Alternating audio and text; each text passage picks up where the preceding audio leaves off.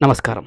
తెలంగాణ ప్రభుత్వం సెప్టెంబర్ నెలకు సంబంధించిన ఆసరా పెన్షన్‌లను ఈ నెల 23వ తేదీన విడుదల చేయడం జరిగింది. గతంలో పంపిణీ చేసిన విధంగానే మొదటగా గ్రామ పంచాయతీ పరిధిలోని వారికి, తర్వాత మున్సిపల్ పరిధిలోని వారికి పెన్షన్‌లు పంపిణీ చేయడం జరుగుతుందని అధికారులు తెలిపారు. మొదటగా జిల్లాల వారీగా పోస్టాఫీస్ పరిధిలోని వారికి పెన్షన్‌ల పంపిణీ చేయడం ప్రారంభమవుతుందని, ఇది ముగిసిన తర్వాత మున్సిపల్ పరిధిలోని వారికి బ్యాంక్ అకౌంట్‌లలో జమ చేయడం జరుగుతుందని అధికారులు తెలిపారు.